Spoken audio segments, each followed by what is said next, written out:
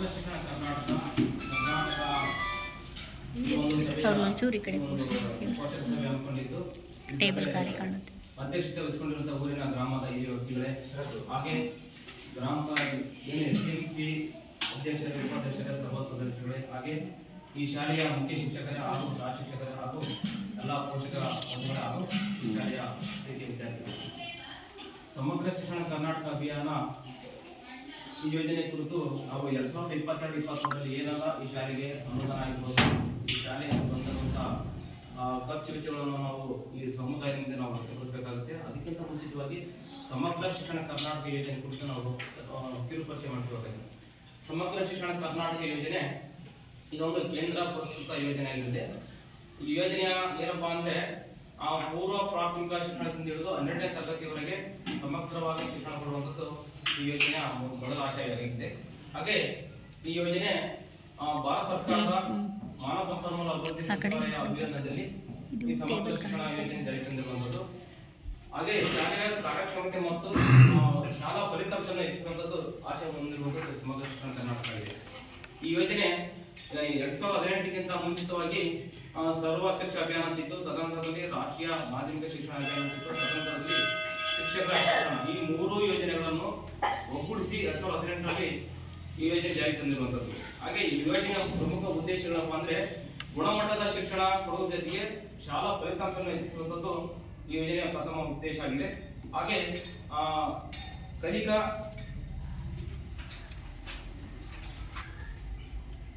ಶಾಲಾ ಶಿಕ್ಷಣದಲ್ಲಿ ಸಾಮಾಜಿಕ ಮತ್ತು ಲಿಂಗ ಅಸಮಾನತೆಯನ್ನು ಹೋಗಲಾಡಿಸುವಂಥದ್ದು ಎರಡನೇ ಉದ್ದೇಶ ಆಗಿತ್ತು. ಇನ್ನು ಮೂರನೇ ಉದ್ದೇಶವಾಗಿ ಈ ಶಾಲಾ ಶಿಕ್ಷಣದಲ್ಲಿ ಕನಿಷ್ಠ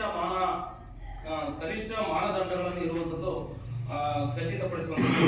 ಹಾಗೆ ಕೊಡುವಂತಹ ಶಿಕ್ಷಣ, ಶಾಲೆಯಲ್ಲಿ ಕೊಡುವಂತಹ ಶಿಕ್ಷಣ ವೃತ್ತಿಪರನಾಗಿರಬೇಕು ಅನ್ನೋಕ್ಕಾಗಿ, ಹಾಗೆ ಉಚಿತ ಮತ್ತು ಕಡ್ಡಾಯ ಶಿಕ್ಷಣ ಏನು ಮಕ್ಕಳ ಹಕ್ಕು ಕಾಯ್ದೆ ಇದೆಯೋ 2009 ಅದನ್ನು ಬೆಂಬಲಿಸುವಂತಹ ರಾಜ್ಯಗಳಿಗೆ ಬಲಪಡಿಸುವಂಥದ್ದು ಯೋಜನೆಯ ಪ್ರಮುಖ ಉದ್ದೇಶ ಆಗಿದೆ. ಹಾಗೆ ಶಿಕ್ಷಕರ ತರಬೇತಿ ಸಂಸ್ಥೆಗಳು ಏನಾದವಲ್ಲ, NCERT ಆಗಿರ್ಬೋದು, ರಾಜ್ಯ ಶಿಕ್ಷಣ ಸಂಸ್ಥೆ ಆಗಿರ್ಬೋದು, ಡಯಟ್ ಆಗಿರ್ಬೋದು, ಬಲಪಡಿಸುವಂಥದ್ದು ಈ ಸಮಗ್ರ ಶಿಕ್ಷಣ ಕರ್ನಾಟಕ ಯೋಜನೆಯ ಪ್ರಮುಖ ಉದ್ದೇಶ ಆಗಿದೆ. ಹಾಗೆ ಯೋಜನೆ ಪ್ರೀ ನರ್ಸರಿಯಿಂದ ಹಿಡಿದು 12ನೇ ತರಗತಿ ಸಮಗ್ರವಾಗಿ ಶಿಕ್ಷಣ ಕೊಡುವಂಥದ್ದು. ಹಾಗೆ ತರಗತಿ ಅವರು ವಿಂಗಡಣೆ ಮಾಡದೆ ಹಿಂದೆ ಏಕೀಕೃತವಾಗಿ ಕೊಡಬೇಕಾದ ಶಿಕ್ಷಣದಿಂದ ಈ ಸಮಗ್ರ ಶಿಕ್ಷಣ ಕರ್ನಾಟಕ ಯೋಜನೆ ಜಾರಿ ತಂದಿರಬಹುದು. ಹಾಗೆ ಈ ಶಾಲೆಯಲ್ಲಿ 2022-23ನೇ ಸಾಲಿನಲ್ಲಿ ಈ ಶಾಲೆಗೆ ಬಂದಿರುವಂತಹ ಅನುದಾನ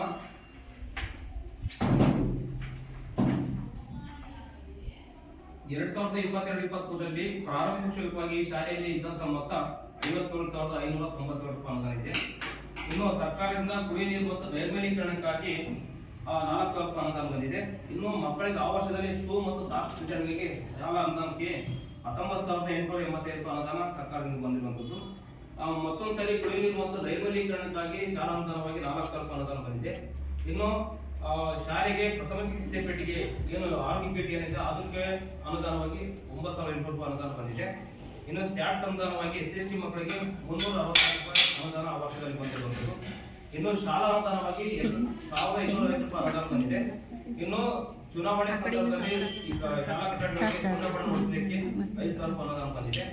ಒಟ್ಟು ಆ ವರ್ಷದಲ್ಲಿ ಬ್ಯಾಂಕ್ ಇಂದ ಬಡ್ಡಿ ಬಂದು 538. ಒಟ್ಟು ಆ ವರ್ಷದಲ್ಲಿ 2023-24ರಲ್ಲಿ 1,02,434 ರೂಪಾಯಿ ಅನುದಾನ ಈ ಶಾಲೆಗೆ ಬಂದಿದೆ. ಈ ಅನುದಾನವನ್ನು ಏನೇನು ಖರ್ಚು ಮಾಡಿದ್ದಾರೆ ಆ ವರ್ಷದಲ್ಲಿ ಅನ್ನೋಕ್ಕಾಗಿ ವಿಜ್ಞಾನ ಉಪಕರಣ ಏನು ಖರೀದಿ ಇಲಾಖೆ ಖರ್ಚಾಗಿರೋದು 50,000 ರೂಪಾಯಿ ಖರ್ಚಾಗಿದೆ. ಆ ವರ್ಷದಲ್ಲಿ ಶಾಲಾ ಮಕ್ಕಳಿಗೆ ಶೂ ಮತ್ತು ಸಾಕ್ಷಿ ವಿತರಣೆಗಾಗಿ 19,885 ಅನುದಾನ ಈ ಶಾಲೆಗೆ ಖರ್ಚಾಗಿರುವಂಥದ್ದು. ಇನ್ನು BRC ಕಚೇರಿಗೆ ಹಣ ವಾಪಸ್ಸಾಗಿರುವ ಮೊತ್ತ 630 ರೂಪಾಯಿ ಅನುದಾನವನ್ನು ಆ BRC ಕಚೇರಿಗೆ ಕಳಿಸಿರುವಂಥದ್ದು. ಕುಡಿಯುವ ನೀರು ಮತ್ತು ನೈರ್ಮಲೀಕರಣಕ್ಕೆ ಆ ವರ್ಷದಲ್ಲಿ 8,000 ರೂಪಾಯಿ ಅನುದಾನ ಖರ್ಚು ಬರ್ತಿರುವಂಥದ್ದು. ಇನ್ನು BRC ಕಚೇರಿಗೆ ಹಣ ವಾಪಸ್ಸಾಗಿರುವ 9,800 ರೂಪಾಯಿ ಅನುದಾನವನ್ನು ಖರ್ಚು ಬರ್ತಿರುವಂಥದ್ದು. ಇನ್ನು ಮಕ್ಕಳಿಗೆ SC ST ಏನು ಮಕ್ಕಳಿಗೆ ಅಂತಾರೋ ಆ ಮಕ್ಕಳಿಗೆ ಸ್ಯಾಟ್ಸ್ ಅನುದಾನವಾಗಿ ಆ ಮಕ್ಕಳಿಗೆ ಕೊಟ್ಟಂತ ಅನುದಾನ 1,614 ರೂಪಾಯಿ ಕಟ್ ಮಾಡಿದ್ದಾರೆ.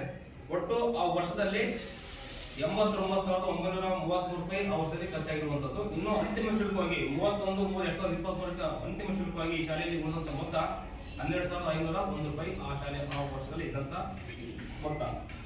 ಹಾಗೆ ಈ ಶಾಲೆಯಲ್ಲಿ 2022-23ರಲ್ಲಿ ಈ ಶಾಲೆಯಲ್ಲಿ ಇದ್ದಂತ ಮಕ್ಕಳ ಸಂಖ್ಯೆ 1ನೇ ತರಗತಿ 11 ಮಕ್ಕಳು, 2ನೇ ತರಗತಿಯಲ್ಲಿ 6 ಮಕ್ಕಳು, 3ನೇ ತರಗತಿಯಲ್ಲಿ 7 ಮಕ್ಕಳು, ಇನ್ನು 4ನೇ ತರಗತಿಯಲ್ಲಿ 17 ಮಕ್ಕಳು, 5ನೇ ತರಗತಿಯಲ್ಲಿ 14 ಮಕ್ಕಳು, 6ನೇ ತರಗತಿಯಲ್ಲಿ 8 ಮಕ್ಕಳು, 7ನೇ ತರಗತಿಯಲ್ಲಿ ಆ ವರ್ಷದಲ್ಲಿ ಇದ್ದಂತ ಮಕ್ಕಳ ಸಂಖ್ಯೆ 10 ಮಕ್ಕಳು. ಒಟ್ಟು 22 ಸಾಲಿನಲ್ಲಿ ಈ ಶಾಲೆ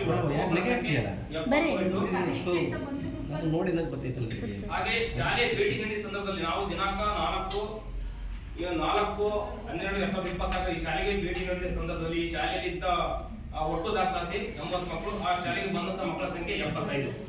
ಹಾಗೆ ಈ ಶಾಲೆಯಲ್ಲಿ 3 ದಿನಗಳ ಕಾಲ ಸತತವಾಗಿ ನಾವು ಎಲ್ಲ ದಾಖಲಾತಿ ಪರಿಶೀಲನೆ ಮಾಡಿದಾಗ ಶಾಲಾ ಮಕ್ಕಳ ಕೆಲವೊಂದು ಪ್ರಶ್ನಾವಳಿಗಳು 134 ಪ್ರಶ್ನೆಗಳು ಅದೆಲ್ಲ ಕೊಂಡ್ಕೊಂಡಾಗ ಹಾಗೆ ಈ ಶಾಲೆ ಕುರಿತು ಪೋಷಕರ ಮನೆ ಭೇಟಿ ಮಾಡಿದ ಸಂದರ್ಭದಲ್ಲಿ ಈ ಶಾಲೆ ಬಗ್ಗೆ ಶಿಕ್ಷಣ ಬಗ್ಗೆ ಕಂಡು ಬಂದ ಅಭಿಪ್ರಾಯಗಳನ್ನು ಅದರಲ್ಲಿ ನಾವು ಗುಣಾತ್ಮಕ ಅಂಶಗಳನ್ನು ತಮ್ಮ ಮುಂದೆ ವ್ಯಕ್ತಪಡಿಸ್ತೇವೆ. ಅದರಲ್ಲಿ ಮೊದಲನೇದಾಗಿ ಋಣಾತ್ಮಕ ಅಂಶವನ್ನು ನಾವು ತಮ್ಮ ಮುಂದೆ ವ್ಯಕ್ತಪಡಿಸ್ತೀವಿ. ಈ ಶಾಲೆಯ ಒಂದನೇದಾಗಿ ಶಾಲೆಯ ವಾತಾವರಣ ಉತ್ತಮ ಸ್ವಚ್ಛತೆಯಿಂದ ಕೂಡಿರುವಂತದ್ದು. ಹಾಗೆ ಈ ವರ್ಷದಲ್ಲಿ 2024-25ನೇ ಸಾಲಿನಲ್ಲಿ ಈ ಶಾಲೆಯ ಮಕ್ಕಳ ದಾಖಲಾತಿ ಸ್ವಲ್ಪ ಹೆಚ್ಚಿಗಾಗಿರುವಂತದ್ದು ಕಂಡುಬಂದಿದೆ. ಹಾಗೆ ಈ ಶಾಲೆಗೆ ಮಕ್ಕಳಿಗೆ ಗುಣವಾಗಿ ಪಠ್ಯಪುಸ್ತಕಗಳ ಸಮಸ್ಯೆಗಳನ್ನು ಸರ್ಕಾರದಲ್ಲಿ ನೀಡಿರುವಂತದ್ದು. ಈ ಶಾಲೆಯಲ್ಲಿ ಗಂಡು ಮಕ್ಕಳಿಗೆ ಪ್ರತ್ಯೇಕವಾದ ಶೌಚಾಲಯ ಇದೆ ಹಾಗೂ ನೀರಿನ ವ್ಯವಸ್ಥೆ ಸಮೇತ ಇಲ್ಲಿ ಉತ್ತಮವಾಗಿರುವಂತದ್ದು. ಹಾಗೆ ಪ್ರತಿ ತಿಂಗಳ 3ನೇ ಶನಿವಾರ ಬ್ಯಾಗ್ ರಹಿತ ದಿನವನ್ನು ಈ ಶಾಲೆಯಲ್ಲಿ ಆಚರಣೆ ಮಾಡುವಂತದ್ದು. ಹಾಗೆ ಈ ಮಕ್ಕಳಿಗೆ ಯಾವುದೇ ರೀತಿಯ ಆಶ್ರಮವಿಲ್ಲದಂತೆ ಸಮಾಜ ಶಿಕ್ಷಣ ಕೊಡುವಂಥದ್ದು ಈ ಶಾಲೆಯಲ್ಲಿ ಕಂಡು ಬಂದಿರುವಂತದ್ದು. ಹಾಗೆ ಇಲ್ಲಿನ ಶಾಲೆಯ SMC ಏನ್ ಕಮಿಟಿ ಇದೆ ಅವರು ಉತ್ತಮವಾಗಿ ಮೇಲುಸ್ತುವಾರಿ ಮಾಡುವಂಥದ್ದು ಈ ಶಾಲೆಯಲ್ಲಿ ಕಂಡು ಬಂದಿರುವಂತದ್ದು.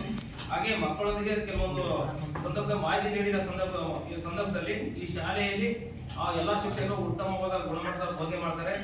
ಪ್ರೀತಿ ಕಾಳಜಿಯಿಂದ ಇಲ್ಲಿ ಮಾಡುವಂಥದ್ದು ಇಲ್ಲಿ ಕಂಡು ಬಂದಿರುವಂಥದ್ದು. ಹಾಗೆ ಪೋಷಕರ ಮನೆ ಭೇಟಿ ಮಾಡಿದ ಸಂದರ್ಭದಲ್ಲಿ ಸಮೇತ ಕೂಡ ಇಲ್ಲಿನ ಶಿಕ್ಷಣದ ಬಗ್ಗೆ, ಶಿಕ್ಷಕರ ಬಗ್ಗೆ ಹಾಗೂ ಇಲ್ಲಿನ ವಾತಾವರಣದ ಬಗ್ಗೆ ಉತ್ತಮ ಅಭಿಪ್ರಾಯಗಳನ್ನು ಪೋಷಕರು ವ್ಯಕ್ತಪಡಿಸಿರುವಂತದ್ದು. ಹಾಗೆ ಏನು ಪ್ರಧಾನಮಂತ್ರಿ ಪೋಷಣ ಶಕ್ತಿ ನಿರ್ಮಾಣ ಯೋಜನೆ ಮಧ್ಯಾಹ್ನ ಬಿಸಿ ಊಟ ಯೋಜನೆ ಆ ಮೇನ್ ಚಾರ್ಟ್ ಪ್ರಕಾರ ಮಕ್ಕಳಿಗೆ ಇಲ್ಲಿ ಬಿಸಿ ಊಟ ಕೊಡುವಂತದ್ದು ಈ ಶಾಲೆಯಲ್ಲಿ ಕಂಡು ಬಂದಿರುವಂತದ್ದು. ಹಾಗೆ ಅದು ಯೋಜನೆಯ ಲೋಗೋ ಸಮೇತ ಅಲ್ಲಿ ಡಿಸ್ಪ್ಲೇ ಇರುವಂತದ್ದು ಇಷ್ಟು ಸಮೇತ ಈ ಶಾಲೆಯಲ್ಲಿ ಕಂಡು ಬಂದ ಗುಣಾತ್ಮಕ ಅಂಶಗಳು ಇದೆ. ಇನ್ನು ಗುಣಾತ್ಮಕ ಅಂಶ ಈ ಶಾಲೆಯಲ್ಲಿ ಅದರಲ್ಲಿ ಮೊದಲನೇದಾಗಿ ಈ ಶಾಲೆಯ ಸುತ್ತಲೂ ಕಾಂಪೌಂಡ್ ವ್ಯವಸ್ಥೆ ಇಲ್ಲದಿರುವಂತದ್ದು ಕಂಡು ಬಂದಿದೆ. ಹಾಗೆ ಈ ಶಾಲೆಯಲ್ಲಿ ಹೆಣ್ಣು ಮಕ್ಕಳಿಗೆ ಪ್ರತ್ಯೇಕವಾದ ಶೌಚಾಲಯ ಇಲ್ಲದಿರುವುದು ಕಂಡು ಬಂದಿದೆ. ಹಾಗೆ ಈ ಬಗ್ಗೆ 2023-24ರಲ್ಲಿ ಏನು PRD ಇಲಾಖೆಯಿಂದ ಅಲ್ಲಿ ಶೌಚಾಲಯ ಆಗಿಲ್ಲ, ಅದು ಪ್ರೋಗ್ರೆಸ್ನಲ್ಲಿ ಇರುವಂತದ್ದು ಕಂಡು ಬಂದಿದೆ. ಹಾಗೆ ಈ ಶಾಲೆಯಲ್ಲಿ ಕ್ರೀಡಾ ಸಾಮಗ್ರಿಗಳು ಯಾವುದೇ ಮಕ್ಕಳಿಗೆ ಇಲ್ಲಿ ಕ್ರೀಡಾ ಸಾಮಗ್ರಿಗಳು ಇಲ್ಲದಿರುವುದು ಕಂಡು ಬಂದಿದೆ. ಹಾಗೆ ಈ ಶಾಲೆಯ ಮುಂಭಾಗದಲ್ಲಿ ಮಕ್ಕಳ ಉಚಿತ ಸಹಾಯವಾಣಿಯಲ್ಲಿ ಡಿಸ್ಪ್ಲೇ ನೀವು ಬರ್ತಿರ್ಬೇಕಾಯ್ತು ಬರ್ಸಿಲ್ಲ ಅಂತ ಬರ್ತಿದ್ವಿ. ಹಾಗೆ ಏನು ಮಧ್ಯಾಹ್ನ ಬಿಸಿ ಅಡಿಗೆ ಸಹಾಯಕ ಇರ್ತಾರೋ ಅವರು ಸ್ವಲ್ಪ ಅಡಿಗೆ ಮಾಡೋ ಸಂದರ್ಭದಲ್ಲಿ ಮಕ್ಕಳಿಗೆ ಬರೋ ಸಂದರ್ಭದಲ್ಲಿ ಸರ್ಕಾರದಿಂದ ಕೊಟ್ಟಂತ ಏಪ್ರಿಲ್ ಮತ್ತು ತೆಲಂಗಾಣದಿಂದ ಅವರು ಬಿಸಿ ಅಡಿಗೆ ಮಾಡಬೇಕಾಗುತ್ತೆ ಬರ್ಬೇಕಾಗುತ್ತೆ. ಅದು ಮಾಡದಿರೋದು ಈ ಶಾಲೆಯಲ್ಲಿ ಕಂಡು ಬಂದಿರುವಂತದ್ದು. ಹಾಗೆ ಈ ಶಾಲೆಯ ಎಲ್ಲಾ ಶಾಲೆಯ ಕೊಠಡಿಗಳು ಮೇಲ್ಚಾವಣಿಗಳು ದುರಸ್ತಿಯಲ್ಲಿ ಇರುವಂತದ್ದು ಕಂಡು ಬಂದಿರುವಂತದ್ದು. ಹಾಗೆ ಆ ಮಧ್ಯಾಹ್ನ ಬಿಸಿ ಯೋಜನೆ ಕೊಠಡಿಯಲ್ಲಿ ಅಗ್ನಿನಾಥ್ ಇದೆಯಲ್ಲ ಅದು ಸಮೇತ ಅದರ ಗಡುವು ಮುಗಿದೋಗಿರುವಂತದ್ದು ಈ ಶಾಲೆಯಲ್ಲಿ ಕಂಡು ಬಂದಿರುವಂತದ್ದು. ಹಾಗೆ ಮಧ್ಯಾಹ್ನ ಬಿಸಿ ಊಟ ಅಡುಗೆ ಕೋಣೆಯಲ್ಲಿ ಅಲ್ಲಿ ಮಕ್ಕಳಿಗೆ ಮತ್ತು ಸಾರ್ವಜನಿಕರಿಗೆ ಒಳಗಡೆ ಪ್ರವೇಶದಿಂದ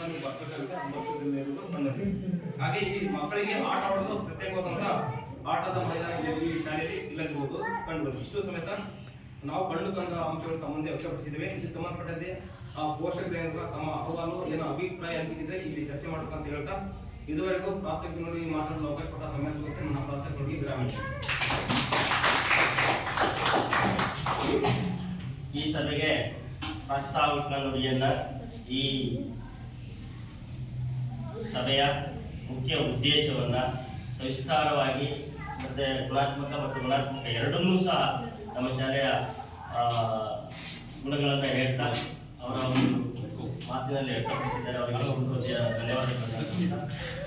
ಈಗ ಸಂವಾದ ಕಾರ್ಯಕ್ರಮನ ಈಗ ಪೋಷಕರಲ್ಲಿ ಏನಾದರೂ ಅನಿಸಿಕೆಗಳಿದ್ರೆ ನಮ್ಮ ಶಾಲೆಯ ಬಗ್ಗೆ ಋಣಾತ್ಮಕವಾಗ್ಬೋದು ಧನಾತ್ಮಕವಾಗ್ಬೋದು ಯಾವುದಾದ್ರು ನೀವು ಹೇಳ್ಬೋದು. ಹೇಳಿದರೆ ಅವರು ಅದನ್ನ ಗಮನಕ್ಕೆ ತರುತ್ತಾರೆ ಮತ್ತು ಅವರು ಮೇಲಧಿಕಾರಿಗಳಿಗೆ ತಿಳಿಸ್ತಾರೆ.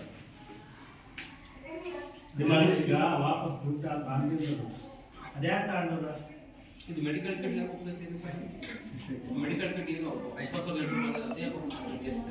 ಕೊಟ್ಟಿದ್ರು ಟೀಚರ್ಸಿಂದ ಕೊಡ್ತಾರೆ ಯೂಸ್ ಮಾಡ್ತಾರೆ.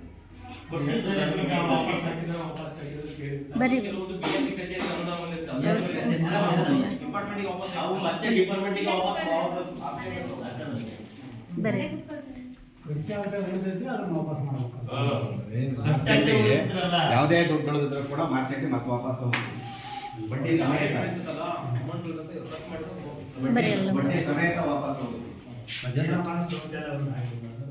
ಬಡ್ಡಿ ಖರ್ಚು ಮಾಡೋದು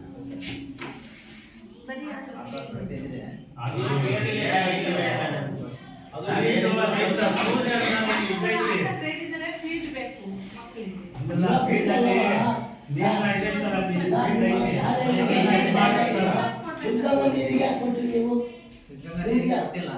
ನಾವು ಕೊಟ್ಟಿಲ್ಲ, ನಮ್ಮನ್ನು ಕೇಳೇ ಇಲ್ಲ. ಪಂಚಾಯತಿಯರು ನಮ್ಮನ್ನು ಅದು ಕೇಳಿದ್ರೆ ನಿಮ್ಮ ಶಾಲೆ ತಾನೇ ಸರ್ ಅದು? ಹೌದು. ನೀವು ಏನ್ ಮಾಡ್ತಾ ಇದ್ರಿ? ಅದನ್ನ ಅಭಿವೃದ್ಧಿ ಮಾಡ್ಬೇಕಾರೆ ಅಭಿವೃದ್ಧಿ ಮಾಡ್ಬೇಕಾದ್ರೆ ಏನ್ ಮಾಡ್ತಾ ಇದ್ರಿ? ಇಲ್ಲ, ನಿಮ್ಮ ಜಾಗದಲ್ಲಿ ನಿರ್ಮಿಸ್ಬೇಕಾದ್ರೆ ಅದು ನಮಗೆ ಗೊತ್ತಿಲ್ಲ. ಸರಿ ಸರ್, ಒಂದ್ ದಿನಕ್ಕೆ ಒಂದು ಗಂಟೆ ಒಳಗೆ ಕಟ್ಟಿದ್ದಾರೆ ಅದನ್ನ. ಇಲ್ಲ ಸರ್, ನಮ್ಮನ್ನು ಏನು ಕೇಳೇ ಇಲ್ಲ. ನಾನೇ ಇದನ್ನು ಮಾಡಿದ್ದು ಹೌದಾ? ನಿರ್ಮಾಣ ಮಾಡ್ಬೇಕಾದ್ರೆ ಎಷ್ಟು ದಿವಸ ಬೇಕಾಗಿತ್ತು? ಹೌದಾ? ಅದನ್ನ ಮಾಡ್ಬೇಕಾದ್ರೆ ನೀವೇನ್ ಮಾಡ್ತಾ ಇದ್ರಿ? ನಾವು ಪಂಚಾಯತ್ಗಿಂತ ಹೇಳ್ತಾ ಇದ್ದೀನಿ ಸರ್. ಸಂಪೂರ್ಣ ನೀವು ಅದನ್ನ ನಿರ್ಮಾಣ ಮಾಡ್ಬೇಕಾದ್ರೆ ಆಟದ ಜಾಗ ಎಲ್ಲ ಒಪ್ಕೊಳ್ಳೋಣ. ಅದನ್ನ ನೀವು ಗೌರ್ಮೆಂಟ್ ಶಾಲೆಗೆ ಇರೋದನ್ನ ನೀವು ಅಲ್ಲಿಗೆ ಕಟ್ಟಕ್ ಬಿಡ್ತದೆ. ನಾನು ಹೆಡ್ ಮಾಸ್ಟರ್ ಆಗಿ ಇಲ್ಲಿ ಬಂದಿರಲಿಲ್ಲ, ಅವಾಗ ಇರ್ಲಿಲ್ಲ. ಇರೋರು ಸಹ ಹಿಂದೆ ನಾನು ಹೇಳ್ತೀನಿ, ನಾವು ಅವಾಗ ಕಟ್ಟಕ್ಕೆ ಶುರು ಮಾಡ್ಕೊಂಡಾಗ ನಾವು ನಾನಿಲ್ಲಿ ಪಂಚಾಯತಿ ಬರ್ಸೋಲ್ಲ. ನಮ್ಮನ್ನೇ ಕೇಳಿಲ್ಲ ಅವರು. ಸಾಕ ಶುರು ಮಾಡ್ಕೊಂಡಾಗ ಅವ್ರು ಹೇಳಿದ್ರು